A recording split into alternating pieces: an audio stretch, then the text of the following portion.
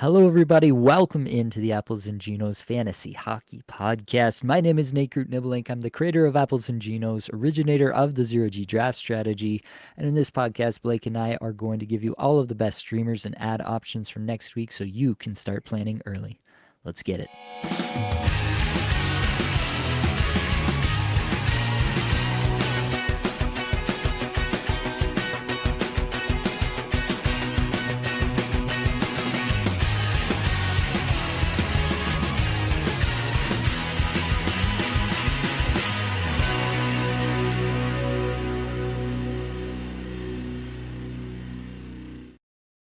And of course, I have your friend and my best friend, my collaborator and favorite instigator, Blake Creamer. Blake, how are we feeling tonight?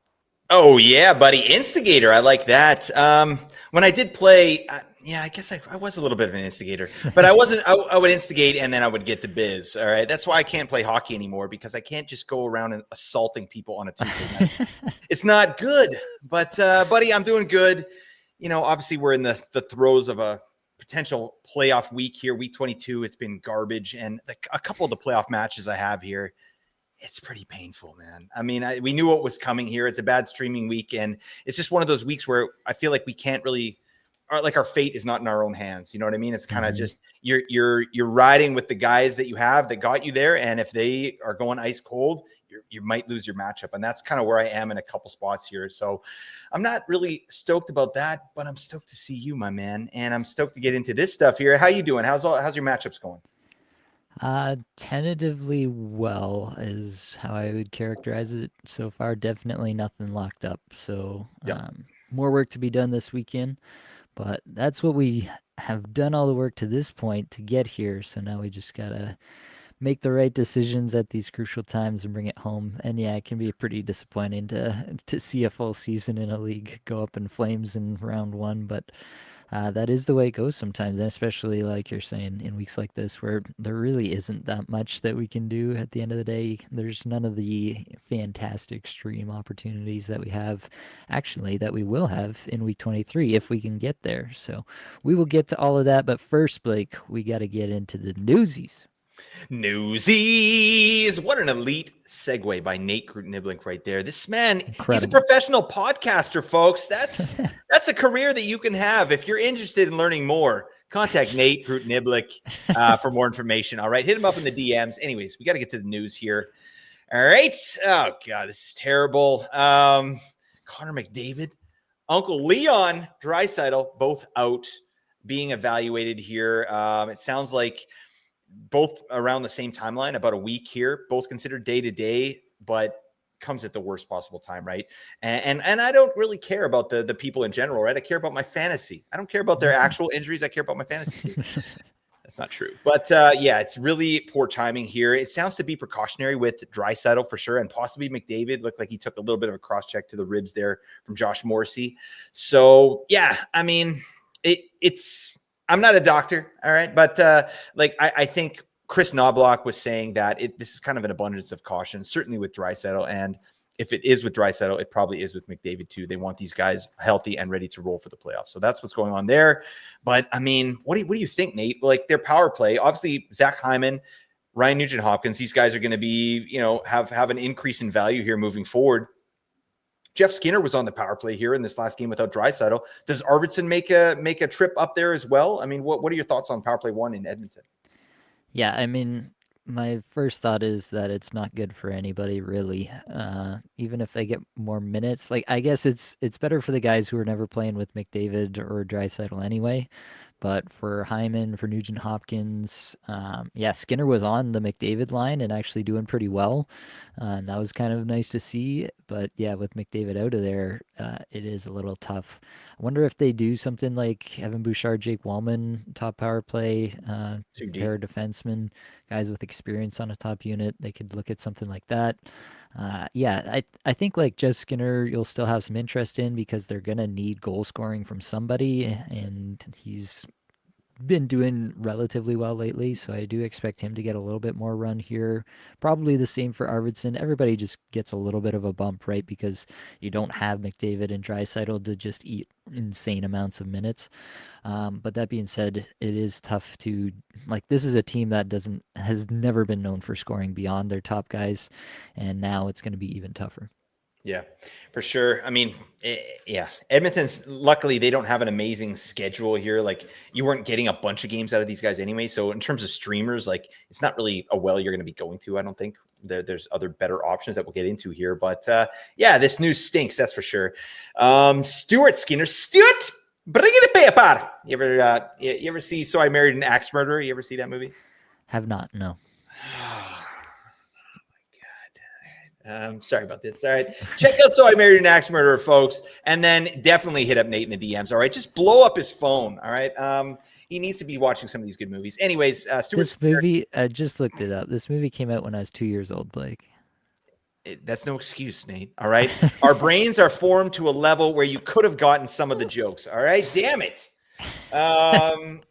All right. Well, we'll watch it together later, buddy. We'll cross the streams. We'll watch So I Married an Axe Murderer. It's a nice little Friday night for us right there. Anyway, Stuart Skinner injured last game, but Chris Knobloch says he's going to be fine apparently. So yeah, potentially good to go for Saturday's game. Not that it matters. The man stinks, but that's fine. All right.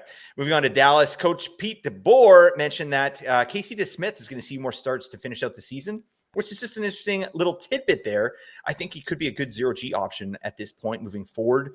I think they're just looking to get Jake Ottinger a little bit rested going into the playoffs. So something to consider, right? Definitely just look at Casey DeSmith, right? Good for spot starts, but he might get a couple in a row. I could absolutely see that happening. I'm not saying it will, but just keep it on your radar. Over to Minnesota, Marco Rossi was a full participant in practice here today on Friday after blocking a shot with his knee. Don't block a shot with your knee, Marco Rossi. That's a hard rubber puck. Okay, like actually, I was terrible at blocking shots when I used to play. I remember one time, like it was a playoff game, and I'm like, I gotta get out there, and I zipped to the point, and I just dove, and I took a shot right in the sternum. I mean, definitely, don't block a shot with your knee, but really, don't block a shot with your sternum. That's a bad idea. Shout out to Marco Rossi. But yeah, he wasn't able to finish that one, but it looks like he's going to be good to go. So yeah, full steam ahead. Minnesota has a decent schedule next week, and then a really good one in week 24. So something to consider. Over to Carolina, nothing could be finer. Andrei Svechnikov, what the hell is going on with this man? Mystery box. We don't know what's happening, and we don't want to know. All right, the team is winning without Svech, but for our fantasy teams, it'd be nice to get him back in there. Sounds like there's a potential he could be playing this weekend, as per Rod the Bod. But definitely check out Game Day News and see what's what there. If not, it's Taylor Hall, probably still on power play 1. Jackson Blake, maybe. And these guys have a little bit of a boost in value with Svech out of the lineup. Over to Philadelphia, Rasmus Ristolainen. He's out week to week with an uppy body injury. I didn't see. I meant to look at this, Nate, and I didn't. Power play quarterback for Philadelphia. Do you have kind of a take on that? Is it going to be Drysdale? It's typically been Drysdale. Emil Andre's back up and playing Right. there as well. Yeah, it was Drysdale. It looks like it was Drysdale with the Konechny-Michkov group. So call that power play 1. But it was pretty split yet again with this power play. So yeah, I guess if you're in a deep enough league, Drysdale's the guy. Very deep, way down. All right. I don't know where I'm going with that. Lastly, into Vancouver, Philip Hedl, the macro P, the tripod. He's got a confirmed concussion, and this stinks. So this is a guy that has concussion history. We're just going to have to take it game to game and see what's what. But, I mean, there's a real potential. This guy, I mean, I'm not saying this like I've read this anywhere, but he's on borrowed time in terms of his career. He needs to, I don't know, just go a little bit, maybe a couple seasons without getting concussed, right? I mean, this is a problem. So anyways, He's day to day for now while they evaluate. But we need to check that out. Vancouver has an amazing schedule, which we'll get into here. So he could be an option if he is healthy to play, but we just don't know the situation there. So keep him on your radar. I mean, if you can make an ad this week with one of your things, you're on a buy or something, like you could throw him into your IR plus and then hope for the best moving forward. I think that might be something you can do. But anywho, that's the news, Nate. We got to get to biz here. This is a very big episode. We need to get these people prepared for their playoffs. Let's attack that schedule. All right, let's do that right off the top. We've got Monday, 4 games played, Tuesday, 10 games, Wednesday, 4 games, Thursday, 10 games, Friday, 6, Saturday, 11 games, and Sunday, 8 games. That's 53 games in total. Another normal week for us in that regard.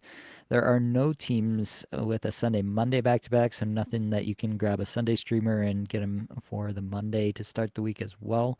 There are 2 teams that play Monday, Tuesday back-to-back to open the week, so if you can fit somebody in on the 10-game Tuesday, you can look at somebody from Detroit or Minnesota to accomplish that. 4 teams with Monday, Wednesday to open the week. Those are Dallas, New Jersey, the Islanders, and Vancouver. 4 teams with Wednesday, Friday off nights. Anaheim, Chicago, New Jersey, and Vancouver. And 8 teams with Friday, Sunday off nights. Anaheim, Carolina, Chicago, Florida, Montreal, Utah, Vancouver, and Winnipeg. So great streaming week. Tons and tons of late week options. So you're going to be able to stream around that heavy Saturday, the heaviest game of the week, heaviest day of the week, I should say.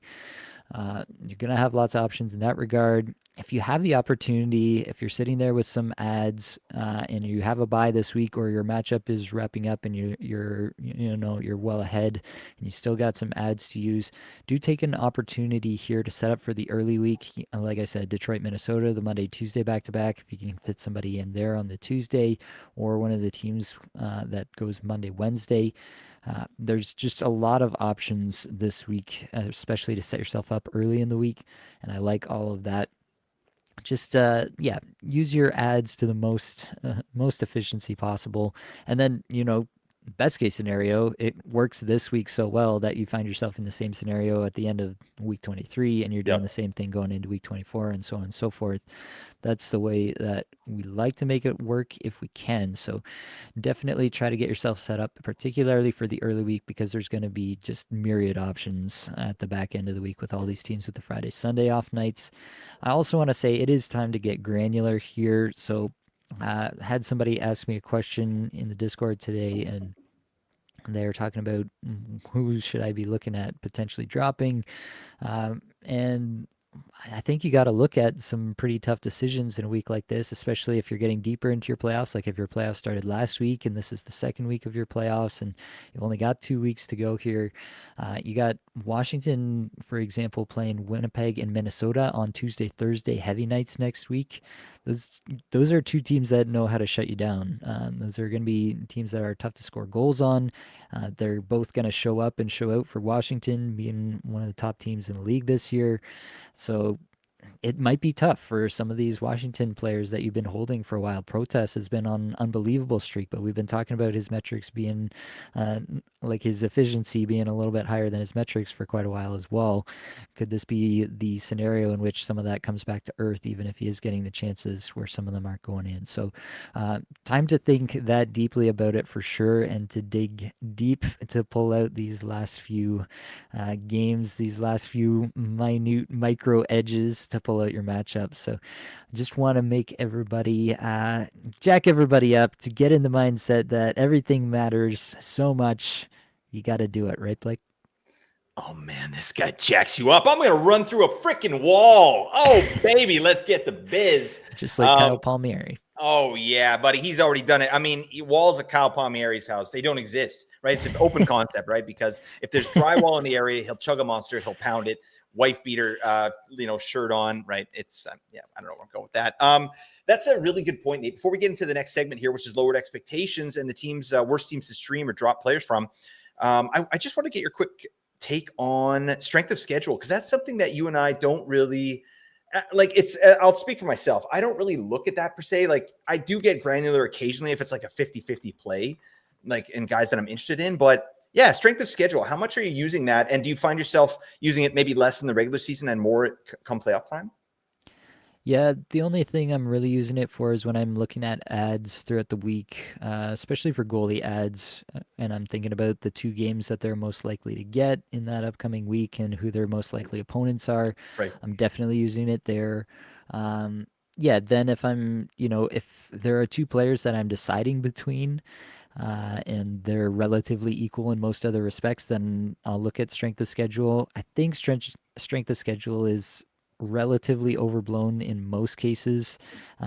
This is the NHL where a lot of randomness happens on any given Mhm. night. We see it a lot.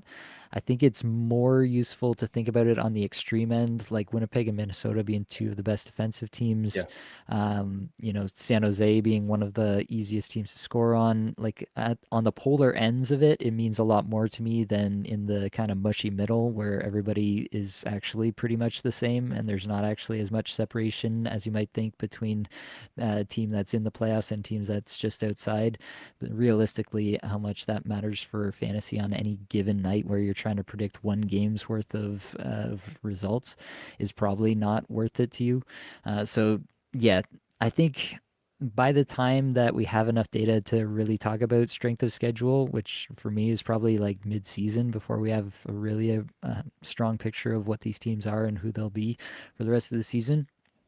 By the time we get there, you probably most of your roster is set, and so you're really only Yeah. thinking about it for like streaming purposes, and mostly for goaltenders. At least that's how I'm thinking about it.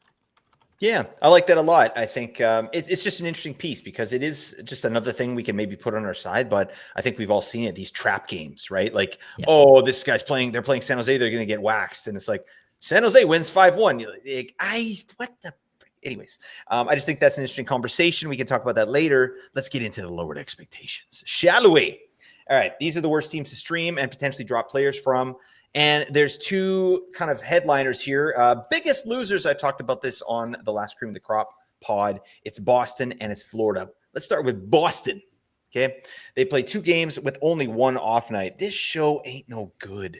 All right. It's really bad. It's going to be tough, right? This is your playoff week, and there's amazing streamers out there. So it's going to be really hard to hold some of these players. So let's talk about Boston. They do play Wednesday, which is the 4-game Wednesday, and then the busy 11-game Saturday.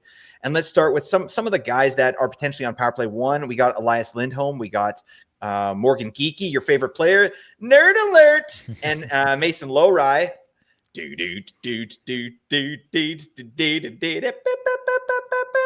Sorry, I'm gonna just take that as far as it goes. That's Mason Lowry. I don't know if you know the song. And then Pavel Zacha, PP2. You got Nikita Zadorov for bangers. I mean, what's your pleasure here with Boston? How are you managing players that you might be rostering on this team? Yeah, because the strength of this particular week is in just how many teams are playing 4 games. The fact that the heavy nights are not that heavy. You have 10 games on 2 of the heavy nights and only 11 on the heaviest night of the week. So you're probably getting a lot of streaming options that you wouldn't get in a lot of other weeks. We have a lot of teams with lots of off nights. Because of all those factors, I'm pretty much just punting everybody from Boston, not named David Pasternak. Morgan Geeky has come alive in the last couple of games here, has had some really Unfortunately. nice outings. We'll talk about why that's so great a little bit later on, but there's not a question in my mind. He's gone. Mason Lowry, I've talked about. I've been relatively impressed by his underlying metrics in the time since McAvoy has gone down to injury. Again, 2 games, it's not enough. He's gone. There's got to be somebody out there in your league who can replace what he's doing. Absolutely, buddy. I'm on board with all of that. Let's talk about Florida. They play 2 games, both on the off nights. So, I mean, yeah, they play Friday and Sunday. So you're basically, if you're holding a Florida player, you're not getting any games till Friday. That's rough stuff, right? In a playoff round. So we have to kind of dig in on some of these players, and there's a lot of good ones, right? Guys that are getting good opportunity. And we'll start with Carter Verhaeghe, Seth Jones, Sam Bennett, and Mackie Samoskevich. To me, those are the guys we're having to make decisions on here. So talk to me what you're doing with those players. I think we could throw Gus Forsling in here as well, but I think that's kind of an easy drop unless you're in like a 14 or 16 team league where you don't want to drop a guy of that caliber. But even then, like he's not like he's known for his offense, and he's not even great peripherally. So that said, talk to me about Verhaeghe, Jones, Bennett, Samoskevich, all power play one guys. What are you doing with them? Yeah, it is tough. I don't like dropping these guys, but yeah, I mean, looking at Verhaeghe's underlying numbers, they're still unbelievable. Fifth in individual scoring chances, 4 per 60. First in on ice Corsi, 4 per 60 over the last 5 games. That's This nuts. is quite literally and almost without question the most unlucky player in the entire league this year, bar none. I mean, he should be a good value in leagues next year. That's, I guess, all we can say. Write It's that just down, folks. unbelievable that this has continued to happen for quite literally the entire season for Carter Verhaeghe. That being said, I am quite ruthless with these players, and the fact that you're gonna miss 4 days worth of potential games played in your lineup with these guys, it's not good enough. I like these what are the odds that Verhaeghe scores like 3 goals? Like, what does he realistically have to do to win you your matchup in these 2 games versus what you can get out of not only like you're not only just dropping Verhaeghe to get the early game, right? Like it's a full game's worth of weeks worth of games that you're potentially getting here. You're potentially getting 4 or 5 games out of this spot.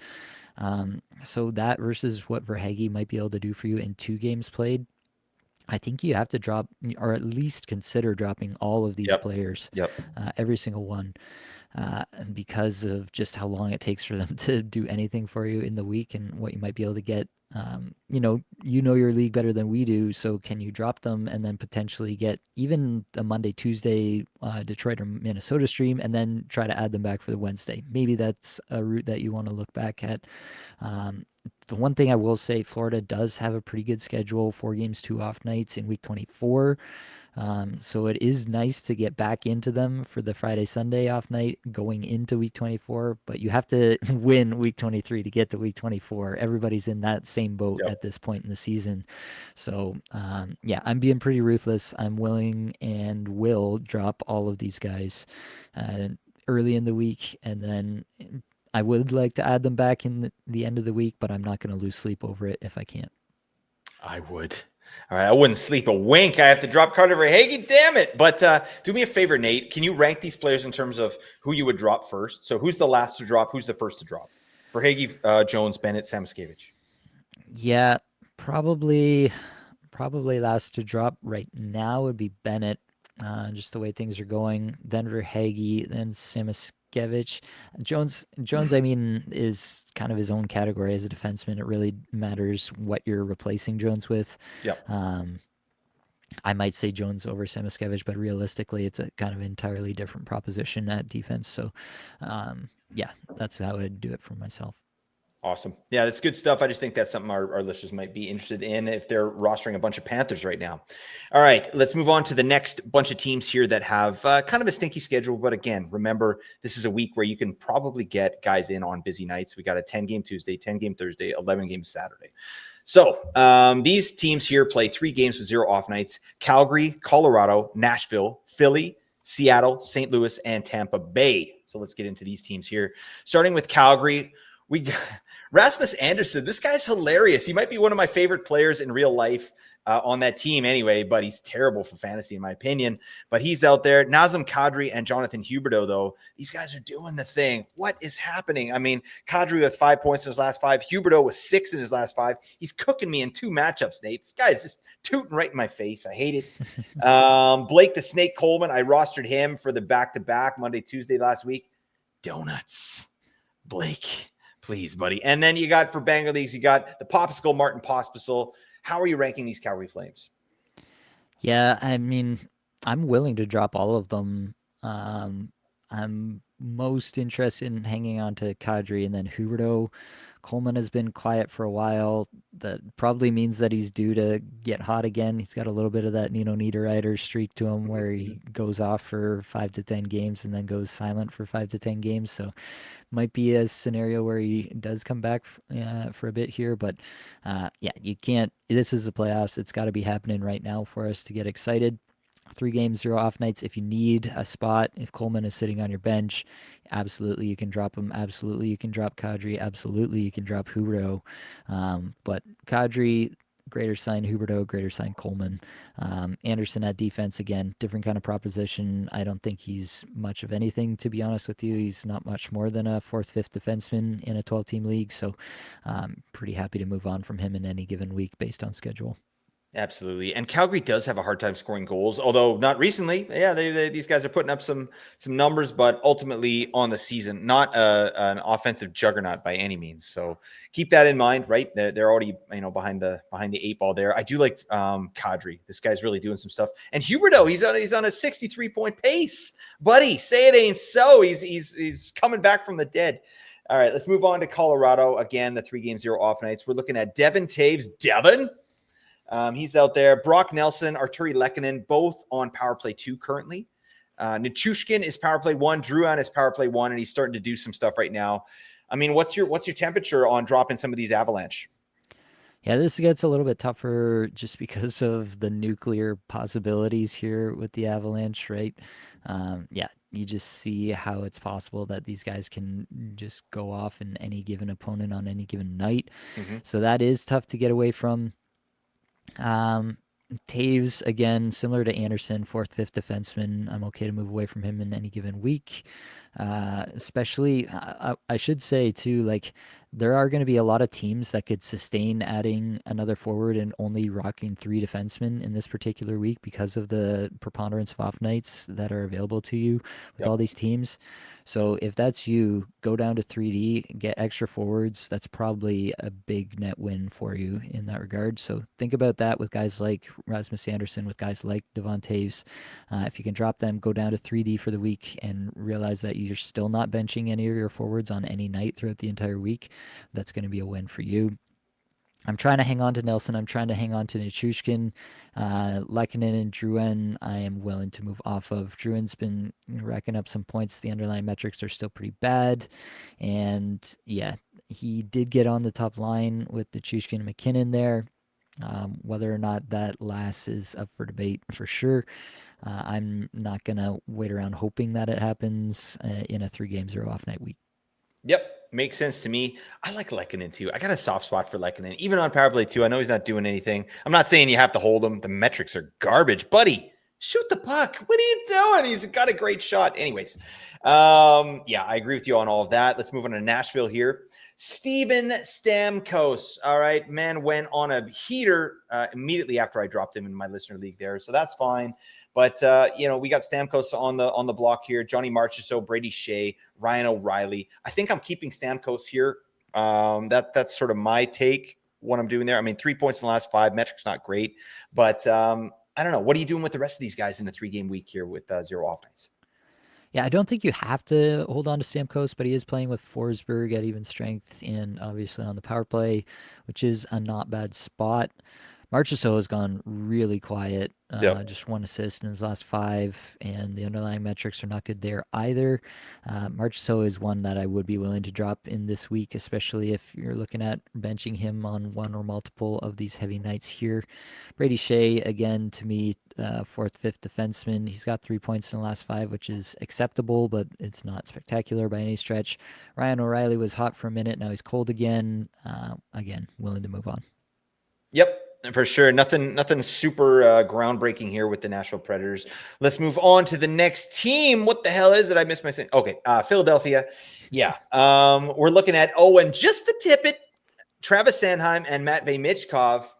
I mean, what's your tolerance for holding these guys? Tippett is still getting torched. Is that a verb that we can use? He's getting torched out there. 16 minutes average time on ice. This guy, imagine if Owen Tippett got like 18 to 20 minutes. This guy would be like a 60-point threat every year, massive shots, 30 goals. I mean, yeah, it stinks. Travis Sanheim obviously not getting any offensive opportunity there, big minutes. And then Matvei Michkov has gone ice cold here. What are you doing with these guys? Yeah, I'm willing to move off of all of them. Again, guys that if it was week 2 of the season, you'd probably be looking to hold Tippett. You'd probably be looking to hold Michkov, but it's week 23. You got to move on if they're not producing right now and they're not going to get into games for you. The Flyers stink. Let's agree on that.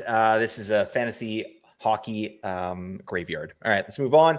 Speaking of fantasy hockey graveyard, the Seattle Kraken, everybody. We got the full Monty, Brandon Montour. I'm sure as hell not dropping him. This guy's, been really good. Won me a matchup last week with the just blistering play that he's going on. Vince Dunn, did that. I think I'm holding Montour and Dunn, but Jared McCann, Eeli Tolvanen, and Jordan Eberle, who's been on a heater. Talk to me about the Kraken. Yeah, I think I tend to agree. I'd like to hold the two defensemen here. Both of them have good underlying metrics, skating both about 22, 23 minutes a night. Very similar stuff kind of across the board. Montour obviously had that huge 4-point game, which is boosting his stats, but underlying stats look relatively similar between the two. So, trying to hang on to them. Probably 4 games of a streamer level defenseman is not going to be better than 3 games of these guys, and probably you're getting these guys in for all 3 games. So I doubt you're making improvements to your lineup by dropping either of them. McCann, Tolvanen, Eberle, everybody else is on the block this week. You got to have it right now. McCann's only got 1 point in his last 5. The underlying metrics came up for a little bit and then have started to dip back down again. I don't know what it is. If he hates Dan Bilesma, if Dan Bilesma hates him, what's going on exactly? But McCann, this is probably the worst season he's put together in the last 3 or 4 years. So it is what it is at this point. Jared McCann is dead to me. But you know who isn't dead to me? The full Monty, Brandon Montour. Looking for some hot stuff, baby, this evening. You ever see the full Monty, buddy? I have not. What? Have you ever seen the full Monty in real life? I plead the fifth. Oh, damn. All right. I mean, we've all been in the hockey locker rooms. Remember, there's that guy that puts his leg up on the bench and he's about 1 foot away from you. You're just staring at his schlong. It's like, buddy, what are you doing? What are you doing? And it's a sweaty. Never mind. Just all right. That. Yep. Let's move on. Seattle. We got to talk about the St. Louis Blues. Seattle. St. Louis. We got to talk about the St. Louis Blues. I was talking about schlongs. I got sidetracked. They're doing some stuff here as of late. Dylan Holloway, 9 points in the last 5. Really like that. Pavel Buchnevich, Falk, Braden Shen, Jake Neighbors, Cam Fowler, the late night beauty. I mean, these guys are putting some points on the board. So are you feeling a little bit more confident in their potential production in a 3-game week? Yeah, I mean, I'm happy that they're hot, and that is making me feel a little bit better about hanging on to them because, yeah, there is something to be said for, when we're literally just looking at the next game to be played here, what's going to happen in the next game. You want your players to be performing well right now. That is definitely better than them not performing well. That being said, these are still guys that that could go cold at any given time. It does help that they're playing Montreal on Tuesday and Nashville on Thursday before getting into Colorado on the Saturday. So even if it's just for the Tuesday, Thursday, probably you're looking at hanging on to guys like Holloway, even Buchnevich. I'd be willing to hang on to for those 2 games, assuming that he's actually getting into my lineup.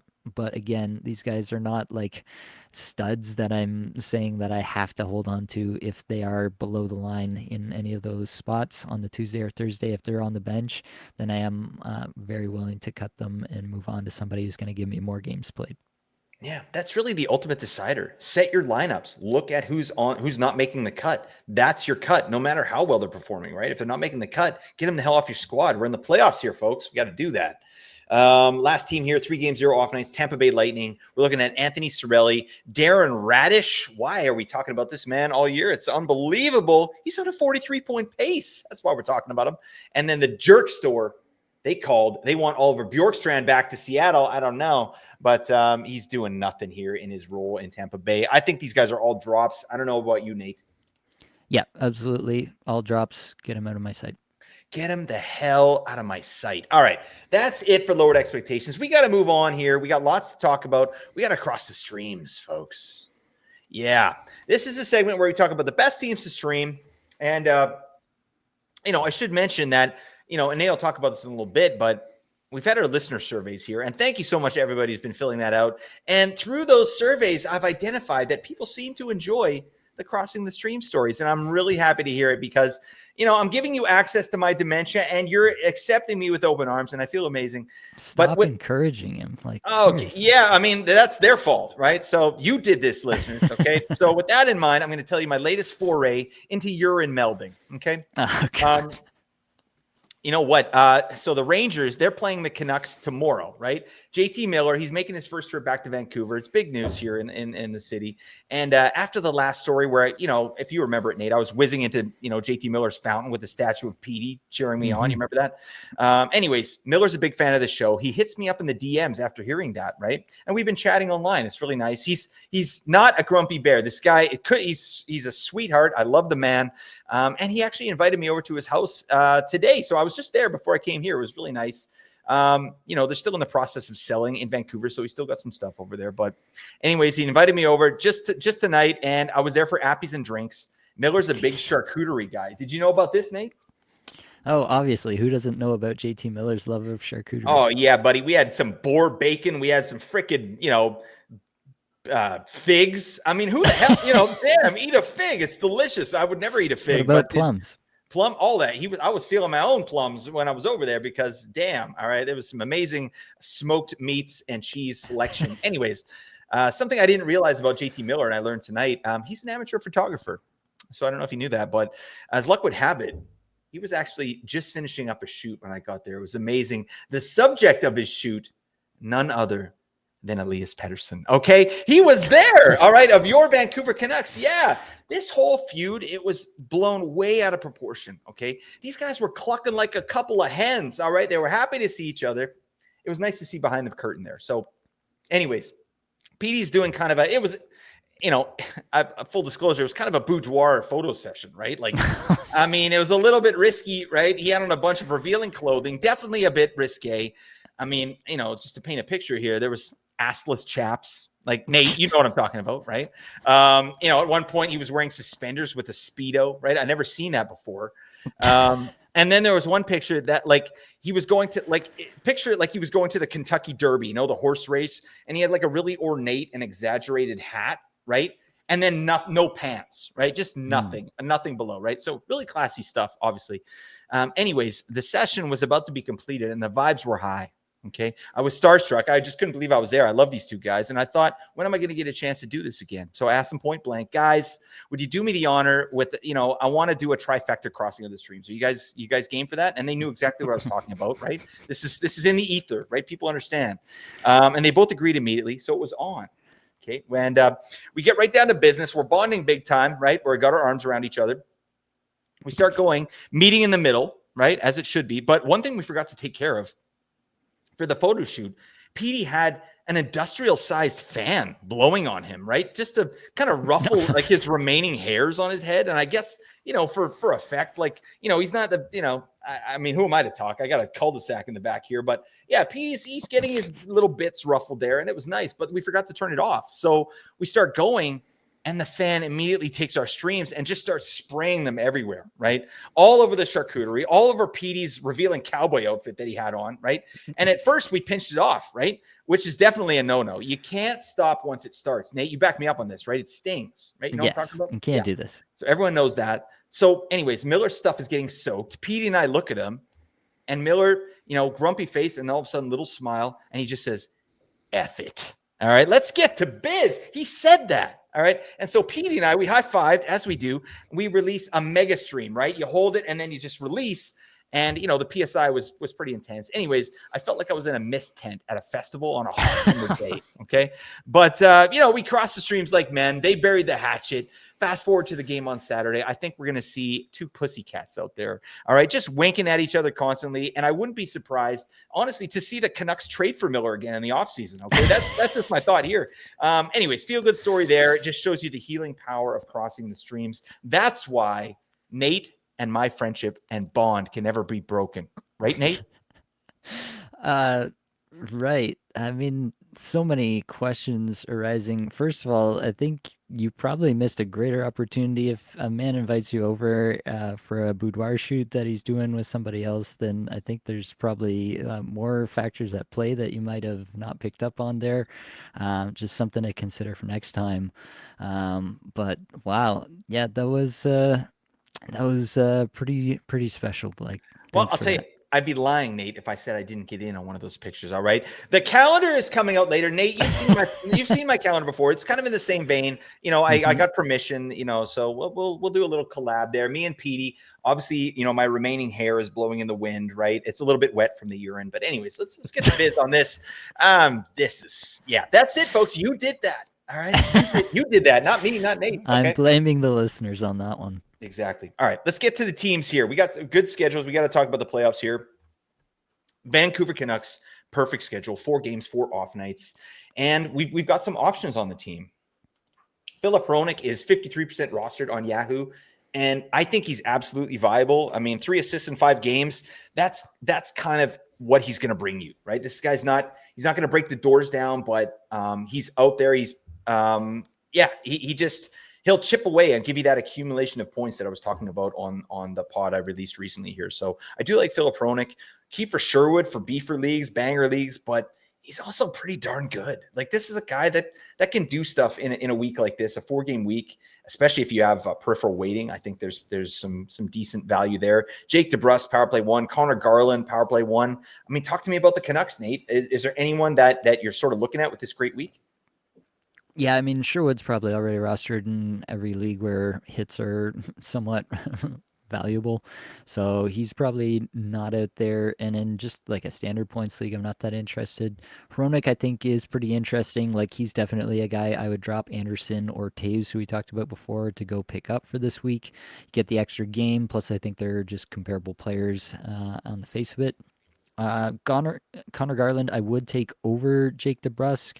I think it's relatively close, but I think that's the way I'm leaning.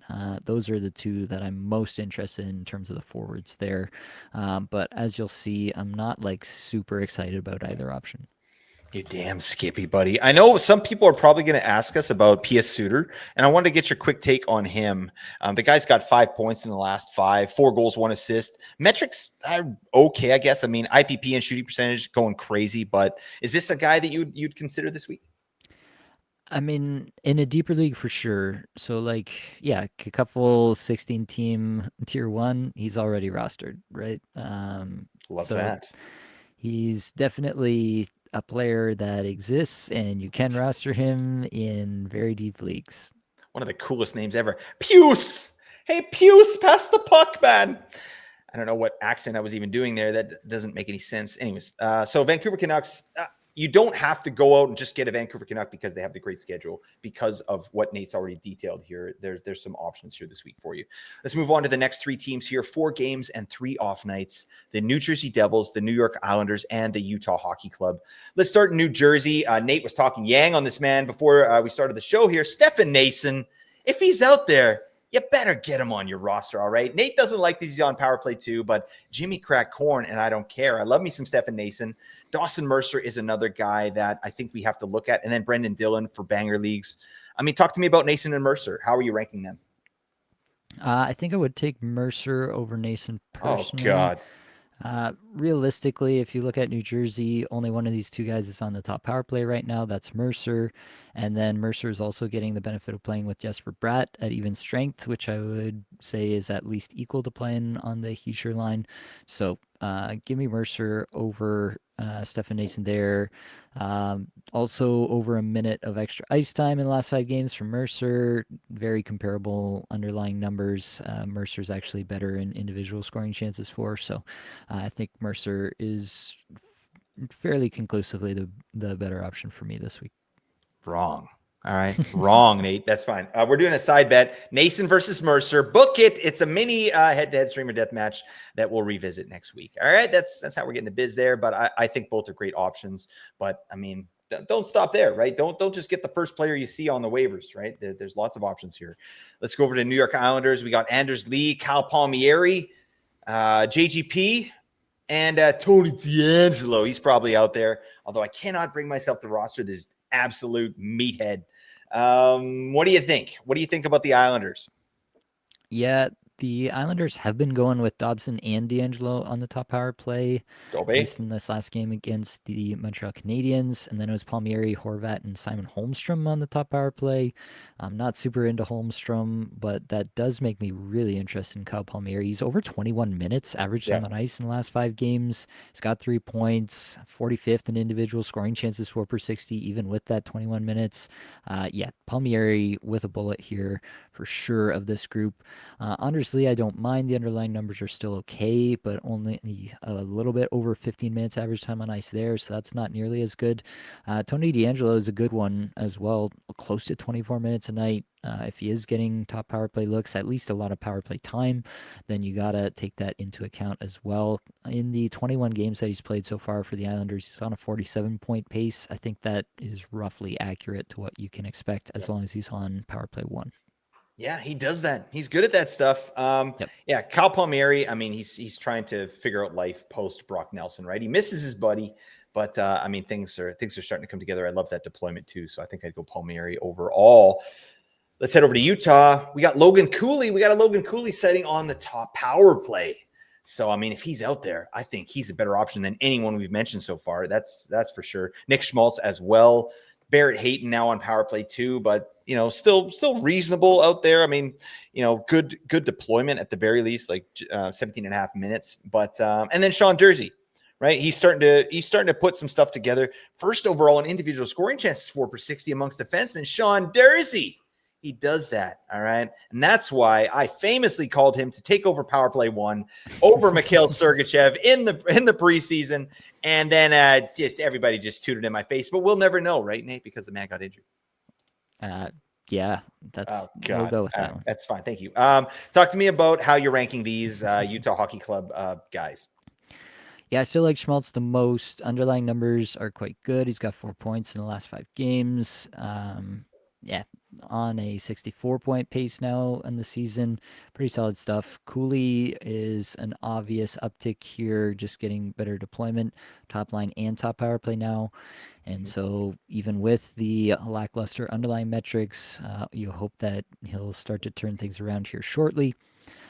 Yeah, Sean Dursey, a viable option in this week if you need some off nights there. Maybe you're replacing a Mason Lowry or something like that, and you want to go to a Sean Dursey. I think that's a viable option for this week in particular. And then Barrett Hayton, it does definitely take a bite out of his potential that he's no longer on that top power play. Even strength, he's with Michael Carconi and Dylan Gunther. So at least he's got Gunther on the one side, but yeah, obviously that's going to be a bit of a hit to his overall potential, just not being, not having the top power play where he's been quite good. So yeah, there is that. It's kind of an odd schedule for Utah. They play Monday and then they play Thursday, Friday back to back, and then Sunday as well. The Monday game is against Detroit, which is not too bad for goal scoring potential. Thursday, Friday is a back to back against Tampa and Florida, which is obviously not as good. And then they get Chicago on Sunday, which is really good again. So it's kind of bookended good opponents this week for Utah. So it is kind of like if you're picking up one of these guys for Monday, you're probably looking at a whole week stream here. So keep that in mind as well. It's a little bit less flexible unless maybe you're doing like a Monday, Wednesday situation, then trying to get a Thursday, Friday, and Sunday out of Utah. That could be a way to go if you think that you can kind of push it off until then. Nobody's going to pick up the Schmaltz or whoever it is in your league, depending on the size. That could be a way to go as well. Yeah, I think that's a great take. Let's move on to 2 teams that play 4 games with 2 off nights. They are the Dallas Stars and the Montreal Canadiens. And for Dallas, yeah, they got, I mean, Mason Marchment is always there. I'm a big fan of Mason Marchment. He's got 4 points in the last 5. I love that. He's on a 59-point pace on the year. I think he would have probably been pacing for more if his regular line sort of stuck together there. If Tyler Seguin didn't get injured, obviously Matt Duchene's playing amazing this year as he does, right? So Mason Marchman's out there. I like that. And then for banger leagues, how do you say this man's name? Liam Bichelle? Is that what you say? Liam Bichelle. Yeah. Nice. Yeah, the guy's a beefer. He's a mega beefer and a really nice piece. Boy, does Florida ever know how to draft them, don't they? Yeah. Yeah, They do that. I mean, and I'll throw in Mikhail Granlund in there as well. He's 61% rostered on Yahoo. But yeah, I've seen him dropped in some spots. Like, talk to me about Granlund, Marchman, and, obviously Bichelle, we'll leave him out of there. So Granlund and Marchman, how are you ranking them? Yeah, I think it's a valid conversation to have between the two of them. They are playing on the same line with Matt Duchene. They are, yeah, all on the same power play unit right now, because the top unit is obviously Rantanen, Hintz, Robertson, Johnston. Wagon. Yeah, but overall, I think I would go Granlund just because we've seen Granlund be so efficient with just not a lot of stuff going on around him. But I mean, if you do have, if you have a little bit of banger stuff to you, then maybe you want to go back towards Marchment. He does do a little bit more of that stuff. He had 5 hits in the last game. Shoots a little bit more than Granlund does. Probably Granlund is a little bit more steady, and Marchman is a guy that might blow up and have like 5 hits and 5 shots and 2 goals in a game, a little bit more. So it's a little bit pick your poison, but if you're just looking for a guy for the full week, maybe it's Granlund for you. I will say you kind of have these opposite schedules between Dallas and Montreal here. Dallas goes Monday, Wednesday with the off nights, and Montreal goes Friday, Sunday. So they are kind of on polar opposite ends of the week. So obviously, you're going to want to look into that and figure out what you need for your particular lineup. Yep, I love that. You got to get, like Nate said, you got to get granular on the schedule, right? And see what makes sense. I like splitting the week up in two, right? Like, let's do streams for the first half and then streams for the back half, especially when you got a week like this here where you have some flexibility. All right, let's move over to Montreal. There's not a lot of options here. Obviously, Patrick Laine, if he's out there, I think is a very good option, right? This is a guy that not that great in real life, right? In terms of what he brings to the table besides his offense. But for fantasy, sure. I'm absolutely into Patrick Laine for fantasy. 5 points in the last 4 games. Minutes are terrible. Right? He's playing under 15 minutes. So that might just be his role here in Montreal. But after that, it's slim pickings. Like, you're looking at, rookie Joshua Roy. You're looking at Alex Newhook, Christian Dvorak, Brendan Gallagher. None of these guys are moving the needle based on some of the players that we've talked at already. So are you interested in Laine there, Nate? Yeah, I'm relatively interested in it. If you need somebody for the back end of the week, Thursday, Friday, Sunday, similar to what we said about Utah, yeah, Line can do that for you if he's been dropped in your league.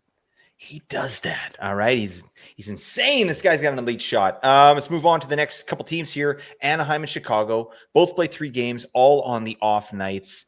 We've been talking about Anaheim all year. It's the same old story, right? I mean, you got good beefer options there. Radko Gudas, Jacob Trouba, they'll do that for you. But what we're really interested in is, the points options, right? And you're looking at Troy Terry, Mason McTavish, Leo Carlsson, beautiful penalty shot the other day. That was really nice. Cutter Gauthier, Trevor Zegras, who finally came alive the other night with a couple points. How are you ranking the Ducks? Yeah, it is an interesting spot for all these guys. I can't go away from Troy Terry as the top guy here. Oh, yeah. But Mason McTavish is right there for me as well. Leo Carlson and Trevor Zegras are probably a tier behind for me, behind those two guys. But definitely all of these guys deserve your attention.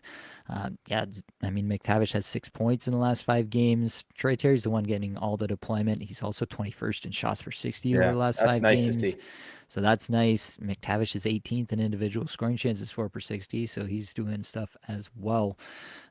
Yeah, there's a lot of options I like. Even Cutter Gauthier down there. He's only getting 14 minutes a night, but he's 10th in shot attempts per 60 in that span. He will put pucks on net, and it could be the week where they all just go in. Yep. That could happen in any given week. So you like that? He's at least putting the puck on net. So yeah, I like all of these options. I would say Terry and McTavish are the top tier. Carlson, Zegras are the second tier, and then Gauthier is still a viable option behind them. You bet, buddy. Fun fact, Nate is working with one of my competitors in a recent matchup, and he told him to pick up Cutter Gauthier, and he proceeded to score 2 goals in the game and almost knocked me out of the playoffs. Nate, explain yourself. I provide a service for people via Patreon, which we'll talk about in a minute. And if they ask me questions, then I tell them no lies. Hurtful. All right, let's move on. Chicago also plays 3 games and 3 off nights. And yeah, there's been a little bit of a shakeup with the lines there. We got Ryan Donato. Oh, this guy's been amazing this year, but he's been moved down to line 3 there. I'm not looking at the lines right now, but I did see a tweet.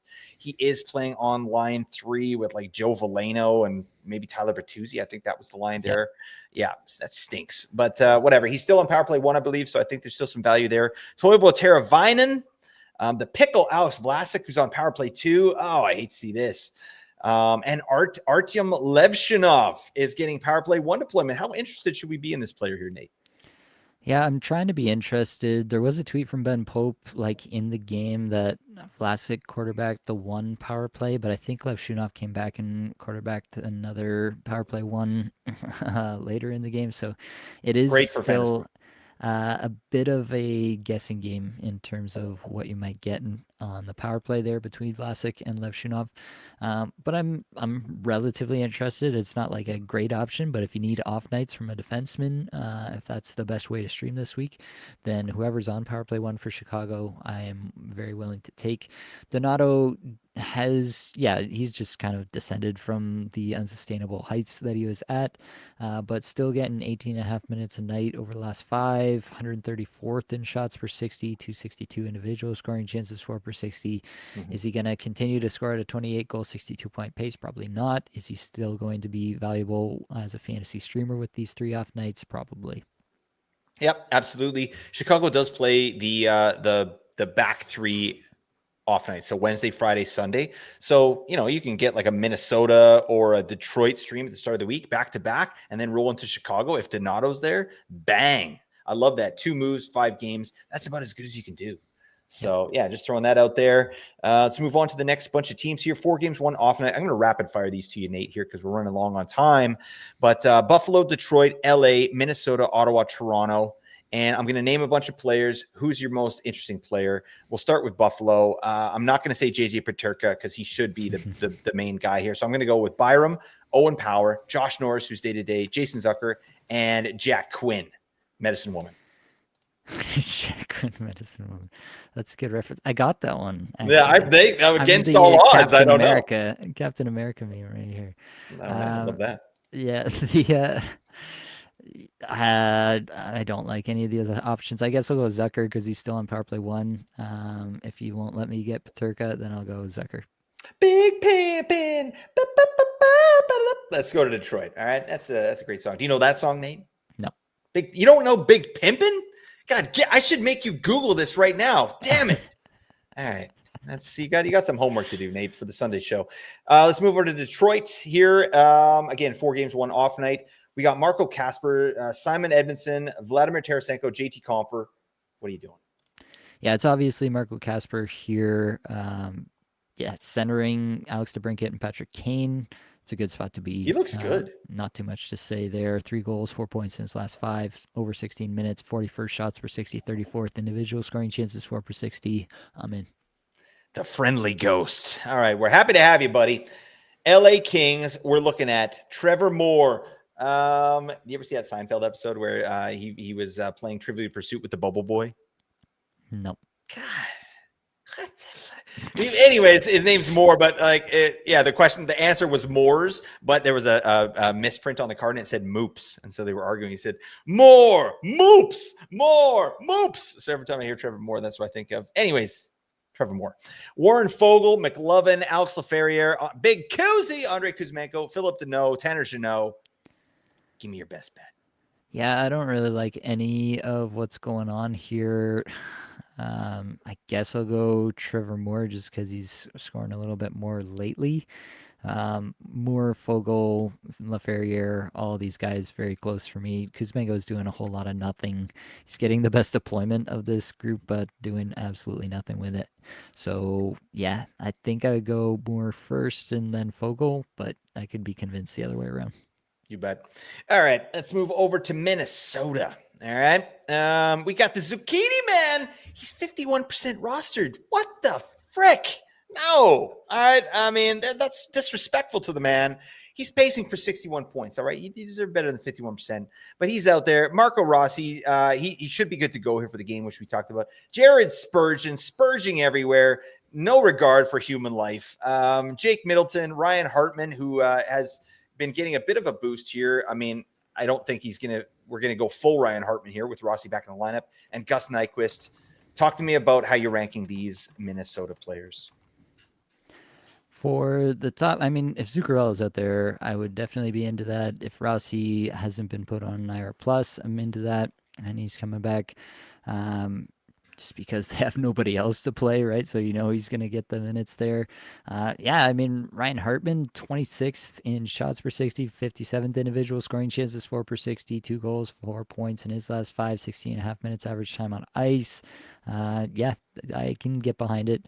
Nyquist did get a look on the Boldy line. I'm not sure what they're gonna do because everything's been thrown into chaos with all these injuries in the last little bit here. So we'll see what happens when the dust settles. But if Nyquist is on a top power play or on the line with Boldy, then I'm interested in that in deeper leagues as well. All right, I'll get behind Ryan Hartman too. Giggity! All right. I'm sorry, folks. Ottawa Senators. All right, we got to talk about this team. Okay, we got Dylan Cousins, we got Fabian Zetterlund, we got the Pinto Bean, Shane Pinto, Ridley Grieg, and power play specialist David Perron. Looks like Zetterlund's been moved up to the top line there, still power play too. What are you doing with these boys? Yeah, I mean, I'm not super excited about anything here. I'm still kind of holding a candle for Pinto just because we've seen it before. It tends to get a lot of minutes there. So Pinto's the one I'm most interested in. We just haven't seen Zetterlund be a fit there yet. So maybe he will be getting the opportunity with Kachuk and Stutzla. Maybe you want to just go that route just because he's getting that deployment and hope that it works. But there's also a pretty good chance that he is immediately displaced off that line. Yeah, so it is a bit of a crapshoot in Ottawa right now, I feel. Yep, absolutely agree with you there. Let's move over to Toronto. Your team, we got OEL, we got Jake McCabe, who's actually been pretty darn good as of late. He's a beefer. And we got Bobby Boucher. Any interest in these Maple Leafs with all the guys that we've talked about so far? Yeah, I mean, Bobby McMahon was playing with Tavares and Nylander from time to time. He's been there and he's gotten hot in certain times. He does have 2 goals, 3 points in the last 5 here, 36 shots per 60, 89th individual scoring chances, 4 per 60. So in deeper leagues, you can look that way. Ekman Larson and McCabe, both options in leagues that value, I mean, McCabe is a big time banger, will block, will hit, does both of those things quite well. And so leagues that value those peripherals, McCabe can do that. Ekman Larson will put up a decent number of assists, so he's at least an option in some deeper spots. I don't know if he's quite like the tier of the Taves or the Anderson, but would I consider dropping Taves or Anderson to get an Ekman Larson? That's probably the cutoff line. I don't think I would drop them for OEL. It'd probably have to be a worse player to make that move for me personally. I just think there's probably, in a week like this where there are so many options, there's probably a more impactful move you can make. Yep, absolutely. Before we move on to the Patreon here, I do want to talk about 3 teams that play 3 games with 2 off nights. We're not going to get into the players here, but I do want to give you their schedule. It's Carolina, it's Columbus, and it's Winnipeg. So Carolina, they play 3 games with 2 off nights. They play the busy Tuesday, and then they play Friday, Sunday to end the week. So that's an option for you at the end of the week. Columbus, they play the Monday, and then they play Friday, Saturday back-to-back, which is all right. And then Winnipeg, let's check them out. They play Tuesday and then Friday, Sunday as well, just like Carolina. And, before I let you go on this one, Nate, we've had some talk in our Discord here, Monahan, Fantilli. What is your thought on where Monahan slots in when he does get back, which could be as early as next week? And what does that mean for Adam Fantilli fantasy-wise? Yeah, I mean, Fantilli was playing with Marchenko and Vronkov in this game here tonight against Pittsburgh, and I mean, Columbus was pumping pucks on net. They were absolutely stymied by Alex Nedeljkovic, which is a wild sentence to say out loud, but I I think Fantilli should continue to get the run with the top guys, but the points haven't been coming, even though I don't think it's been Fantilli's fault necessarily. So I think there's at least a 50-50 chance at this point that Monahan goes straight back to the top line between Voronkov and Marchenko. Cool. You heard it here first, folks. Nate, tell us about the Patreon. That's what people came to hear about. For sure. So for $2 a month, you can get access to patron-only live shows. There'll be one more for this season in April. $8 a month gets you the Apple tier, and that will get you patron-only live shows, patron-only Discord channels, the show notes, including the notes for this episode right here, and also the Apples and Genos player evaluation tool to help you make those critical decisions in your playoffs. The True Degenerates for $15 a month can get access to all of those perks. Plus, I will personally answer every single one of your questions, guaranteed. And while we're here, I do want to say the listener survey that Blake referenced earlier, the link is in the episode description. We've already had a ton of responses, but if you haven't been able to get in there yet, we would really like to hear from you. We've asked some questions in there, and we've gotten some hilarious answers, and we've gotten some really constructive answers, and we've gotten some really I don't know what the opposite is, destructive Hurtful. answers. Yeah, hurtful. Just straight hurtful. So we appreciate all of it for sure. It does help us understand our audience a little bit more and try to tailor the content to what you want to see and what is good for you. I'm just going to share some of my favorites because I think it's fun. We asked, what content would you like to see in the off season? One person put in a post-mortem on Carter Verhaeghe's career, which I thought was pretty hilarious. Then we had, what was your favorite moment from the podcast from this year? Blake's beans, or whatever kind of acid trip he was on camping. I don't even know. That was a bit of a common theme regarding the Crossing the Stream segments this year. And then one really uplifting one that I want to end on here. I can't name one, but let me take this space to say A&G provides the best content and value. I played in multiple podcast leagues this year, and A&G has been the best by far, and it isn't even close. I'll be a patron again next year for sure. The information, guidance, and competitive listening leagues are all perfect. Thank you for that one. That made my day a little bit right there. So I do really appreciate all of that. Blake, are you ready to do some dream streaming? I'm ready, buddy. First off, that person obviously has amazing taste. I just want to say that right here. Clearly. Yep. All right. So the best for points ranked from all the players that we've been talking about here, from all the best teams. So I am assuming for the purposes of this that you can only get them in on the off nights. So take that into account. Right off the top, Nick Schmaltz and Logan Cooley for me are going to be 1-2 with the 3 off nights that Utah has. I would take Schmaltz over Cooley myself, but I think that Cooley kind of fits into a little bit of a second tier. I think Schmaltz is actually a tier up on Cooley just until I see the metrics come back for Cooley a little bit more. But Cooley fits into the next tier with Terry and McTavish, who we talked about a lot. And I think I would throw Kyle Palmieri in there as long as this 21-minute a night routine is holding. I think Palmieri can just brute force his way to a number of points for you, and that'll work in this streaming week. Then I think it is a little bit of a drop off to Donato there now. We see the deployment slipping a little bit perhaps there. He hasn't scored a goal in the last 5 games. Maybe the end of the run is coming a little bit here for Donato, so that's why he's slipping down a little bit from where he has been. I would kind of tier him up with Connor Garland and Jake DeBrusk, who obviously have the 4 off nights, so they're obviously interesting for that, but I would still take Donato a little bit ahead of those 2. Then Leo Carlson and Dawson Mercer rounding it out here at the bottom. But honestly, at that point, there's a number of guys that I would put in a similar tier. Anything to add or take away here, Blake? No notes. No notes whatsoever. You love to see it. Best for hits. I mean, Kiefer Sherwood and Radko Gudas, if those guys are still by some miracle out there in your Bangers Cats League, then absolutely that you should roster them. I do want to shout out Dakota Joshua. Go north for Dakota Joshua. North Dakota Joshua. Is he Kanye West's son? Who knows? Jack McBain, God. Colton Dock, Lawson Krause, all these guys will hit. Colton Dock is actually a surprising one when I was looking at that one. This guy is absolutely throwing the body around for Chicago, so that is an option in some deeper hits leagues. Best for blocks, again, if Gudas is out there, again, if Jacob Trouba is out there, absolutely. Those guys are top of the list here. Marcus Pettersson is a good option here. Alexander Romanov, Connor Murphy, Ian Cole, Derek Forbort, even for Vancouver, just with all the off nights. He's a pretty big blocker as well. Anything on the hits or blocks there, Blake? Just a bunch of beefers doing the thing. All right. Let's get over to Hold Me.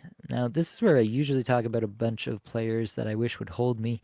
But right now, with us being at this point in the season, there is really no long term to talk about. It is all about this week and this week alone. So I'm really just going to take this space to talk about goaltenders and what is out there and what you should be thinking about. So realistically, top of the list is still Karel Vejmelka, Elvis Merzlikins, Lucas Dostal, Tristan Jarry. I think you might have to throw into this conversation Mhm. with how well it's gone for him as of late. Spencer Knight, Jake Allen has been going every other with Jacob Markstrom and outplaying him, quite frankly, for the Devils. They've got 4 games next week, so you anticipate Allen gets at least 2 of those again. Petr Mrazek has been getting a lot of run for Detroit, and so he could even see up to 3 games next week for Detroit. Have to take that into account as well. What do you think about these guys here, Blake? Do you have any preferences? I mean, Vimelka, he's number one. There's no question. He's getting every game. It's unreal. And yeah, you live with it and you die with it, right? Like that team is not exactly defensively sound, right? They like to trade chances. And yeah, if Vimelka doesn't catch bullets in his teeth, yeah, you could be taking some negative points there. But I do want to shout out Casey DeSmith as well, just from what I mentioned earlier on. Not that you need to go pick him up, but that there's some potential that he could see a little bit of run towards the end of the season here with a really great team. So I don't know. I just want to throw that out there. But yeah, I think Vimelka is where I'm at with this group here. Fair enough. Oh All right. God. Let's finish it off with the head to head streamer death match. Oh yeah. And I'm happy to talk about this one because I picked Morgan Geeky. He's got 16.25 kickoff points in 2 games with 2 more to go this weekend. Blake took Mackie Samoskevich, who only has 3 games this week. In the first one, he had 4.25 points. He's got 2 more to go as well. We will see you again on Sunday, but a really strong start for the Geekster. All right. Well, if you made it this far, you should click the link in the description. Join the Discord community. Come talk fantasy hockey, your fantasy hockey playoffs. Tell us all about how Apples and Ginos is the greatest thing since sliced bread. That's a And fact. we've made your fantasy season so much better. We would love to hear that. If another way you could do that, you could comment, you could review, even a like, a rating, a subscription. All of these things really do help us out. But that's going to be all that we've got for this episode. Hopefully, it brought you some value, helped you get a little bit better at fantasy hockey today, especially the Crossing the Streams segment this week. All the Absolutely. advanced stats you heard today came from Natural Stat Trick, which is a terrific free resource. I've heard Many that. thanks to the band. They're there for supplying music for the podcast. Be sure to check out their Spotify as well. That's it, folks. Much love.